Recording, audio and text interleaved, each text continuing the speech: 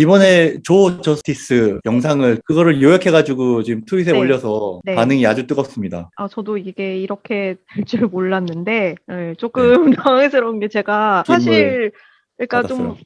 사례나 이런 것들은 제가 그냥 많이 생략을 했어요. 그러니까 좀 구체적인 이야기들이나 이런 것들이 있었는데, 그리고 제일 중요한 거는 그 안에 다 있었다고 생각을 했거든요. 그래서 제일 중요한 것들만 이렇게 좀 이야기를 했습니다. 일단 감상평 위주로 좀 이야기를 하면은 저는 제가 그 영상을 처음 보고 요약본 같은 걸로 다른 채널에서 봤다가 너무 이야기가 충격적인 거예요. 그래서 바로 풀 버전을 찾아서 바로 들었거든요. 너무 많은 충격을 받았어요. 근데 그거를 계속 곱씹다 보니까 내가 왜 충격을 받았었나 이제 그거를 다 떠올려 봤는데 테슬라에 대해서 알고 있는 내용은 사실 엔지니어링 혁신이 굉장히 뛰어난 회사다. 이거는 정말 모두가 다 알고 있는 사실이잖아요. 근데 네. 이번에 본 영상에서는 엔지니어링 말고 회사를 경영함에 있어서도 혁신이 굉장히 뛰어난 회사다라는 게 어떻게 보면은 그 증거라고 해야 되나? 그런 내용들이 굉장히 많이 나왔어요. 테슬라 투자를 하면서 아니 이게 되게 말이 안 된다. 외계인 회사다 이런 식으로 우리가 이야기를 많이 했는데 왜 외계인 회사처럼 보였는가에 대한 그 회사의 근원적인 힘이랄까 원동력이랄까 그런 것들을 좀 파악할 수 있었던 것 같아서 굉장히 의미 있는 영상이었다 이렇게 생각을 합니다. 어떤 부분에서 그러면 좀 혁신적인가 이런 이야기를 좀 할 건데 일단 우선적으로 오늘 저도 처음 알게 된 게 오태뉴님 영상을 보니까 이분이 여기저기 일을 되게 많이 하셨어요. 그러니까 영상에서도 아는데 애플이랑 아마존 그리고 마이크로소프트에서 기본적으로 일을 거의 다 해보셨더라고요. 그래서 빅테크는 굉장히 많이 겪어보신 분인데 그럼 테슬라는 대체 얼마나 다녔냐 저도 이게 궁금했는데 놀랍고 충격적이게도 이분이 2달 다니셨대요. 그래서 저는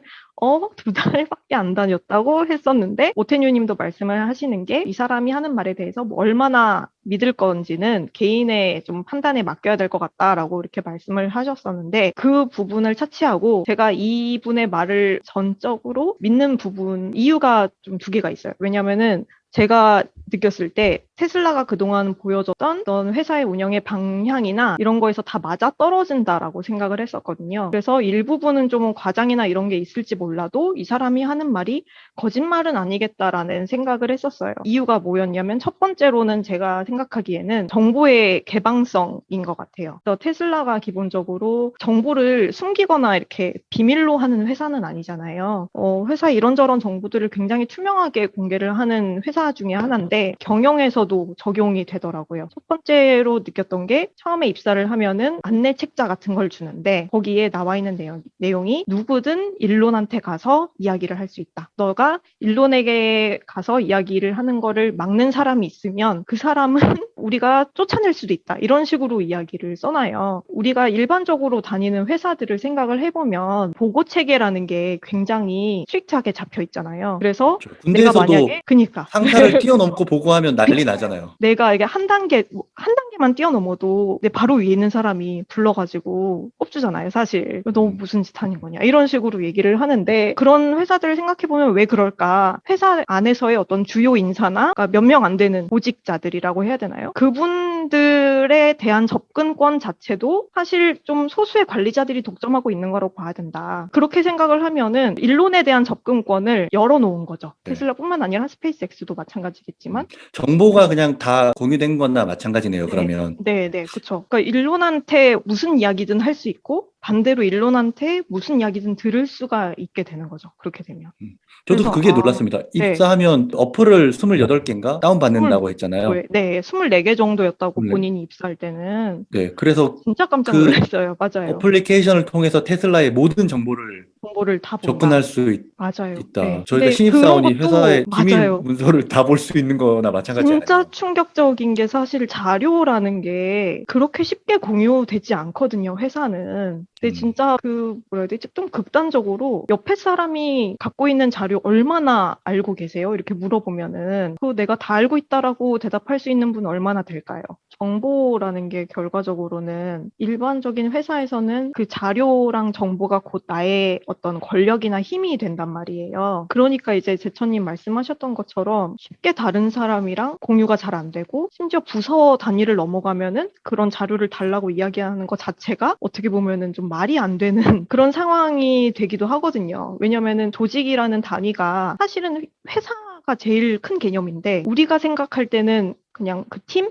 그 파트? 그 정도가 우리의 조직이라고 생각하지 바운더리를 넘어가서는 사실상 남이거나 아니면 경쟁 대상으로 생각을 하게 되는 것 같아요. 그게 일반적인 회사의 그런 한계가 아닌가. 근데 일로는 이런 걸 다 없애버렸으니까 사실상. 그래서 그런 신기한 우리는 좀 이해하기 좀 힘든 경영 체계를 갖고 있을 수 있지 않나 그런 생각이 들었습니다. 그래서 첫 번째 좀 중요한 특징은 정보의 개방성이다. 네. 그리고 이제 두 번째 중요한 특징은 무인화 혹은 자동화. 저희가 그 기가팩토리만 봐도 사람이 많지 않잖아요. 그리고 자동화에 굉장히 일론 머스크가 힘을 많이 썼는데 그게 공장뿐만 아니라 경영 시스템 상에서도 무인화를 굉장히 많이 추구를 했다라는 생각이 들더라고요. 그런 부분에서 좀 소름이 돋았어요. 아니 이게 공장을 만들고 어떤 제조에서 쓰는 개념을 다시 이제 경영에다 또 똑같이 적용을 해서 쓰고 있더라고요. 그러니까 무인화 자동화는 관리자라는 개념을 거의 없애놓고 그러면은 누가 이 업무를 봐줄 거냐, 과업을 봐줄 거냐. 그냥 앱의 안에 있는 뭐 24개 앱에서 그냥 실시간으로 계속 성과를 볼 수가 있는 거죠. 그러면은 내가 어떤 것들을 만약에 고쳤어요. A라는 걸 해서 고쳤어요. 그러면은 조금 있다가 이게 개선이 됐다라고 확인이 되면은 나는 그거에 대해서 잘했다는 걸 인지를 할 수가 있는 거죠. 거의 실시간으로. 근데 이게 저도 네. 영상을 보니까 실시간으로 피드백을 받을 수 있다라는 건 네네네. 되게 네. 이해가 됐어요. 근데 네네. 월급을 올리려고 아니면은 음. 주식 보상을 더 많이 받으려면 뭔가 매니저 같은 사람들이 있어야 되지 않을까요? 아니면 그냥 그게 점수화돼서 자동으로 너 주식 10개 더 가져 이렇게 되는 건가? 그거는 아니지만 어쨌든 회사의 목표라는 게 어떻게 보면 되게 단순하잖아요. 비용을 줄이거나 효율 높이거나 둘 중 하나인데 차를 만드는 데 있어서 비용을 조금이라도 줄일 수 있다. 효율이 조금이라도 나아졌다. 근데 그거를 만약에 실시간으로 확인을 할 수 있는 시스템이 있다면 관리자가 굳이 필요가 없어지는 거죠. 저는 관리자가 없다는 거에서 되게 여기서도 소름이 돋았는데 왜 그러냐면은 일론이 나쁜 관리자를 고용하는 것에 대한 리스크를 없애버렸다는 생각이 들었어요. 일반적으로 회사를 많이 다니신 분들은 느끼겠지만 좋은 관리자를 만나면은 일이 잘 풀리기도 하지만 반대로 나쁜 관리자를 만났을 때 회사가 어떻게 되는지를 느낀 분들 되게 많을 거라고 생각을 해요. 보통 근데 후자가 더 많죠. 그쵸, 그니까요. 근데 심지어 제가 생각하기에는 좋은 관리자가 만약에 회사에 미치는 영향이 10이면 나쁜 관리자가 회사에 영향을 미치는 거는 마이너스 30일 때도 있거든요. 그러니까 이게 너무 마이너스가 많이 나올 수 있는 거죠. 이 자동화 시스템, 피드백이 자동화가 되면 어떤 게 좋은가에 대해서 생각을 했을 때 1번 되게 즉각적일 수 있고 왜냐면 사람은 피드백을 순간순간 줄 순 없잖아요. 사람이니까 검토하는 시간도 필요하고 뭐 확인하는 시간도 필요한데 즉각적으로 할 수 있다는 거랑 두 번째로는 시스템은 감정이 없다는 거. 근데 사람은 감정이 있다는 거죠. 그래서 똑같은 일을 했을 때 상사한테 피드백을 받을 때 긍정적인 피드백이면 모르겠는데 부정적인 피드백을 받을 때는 일반적으로 감정이 상하는 경우가 많지 않나. 일하는 직원들 당연하죠, 뭐. 입장에서. 일하는 직원들 입장에서. 근데 이제 테슬라의 시스템에 의하면 뭔가 마이너스가 됐을 때는 그럼 내가 잘못했다라는 걸 알고 빨리 개선을 하면 되는데 나한테 뭐라고 하는 상사는 없는 거죠. 어떻게 보면.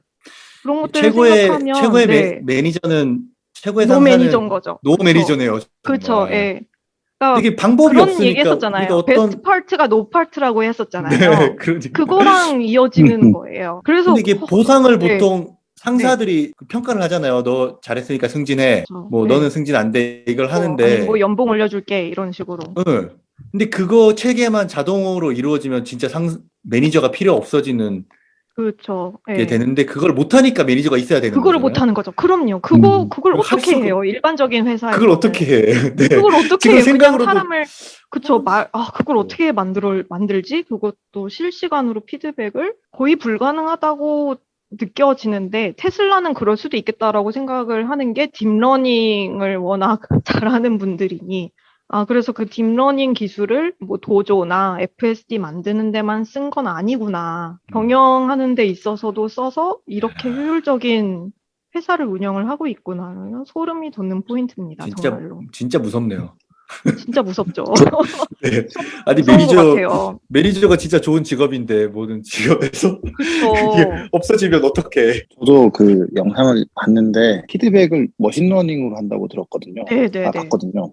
예. 네네. 그 일론이 숫자나 이런 걸 좋아해서 모든 팩터를 정량적으로 특정할 수 있는 그런 시스템을 만들어 놓은 게 아닌가. 그런 것 같아요. 일반적인 건 정성적인 게 많이 들어가잖아요. 평가할 때. 맞아요. 친분이라든지 기분이라든지. 근데 뭐 기분.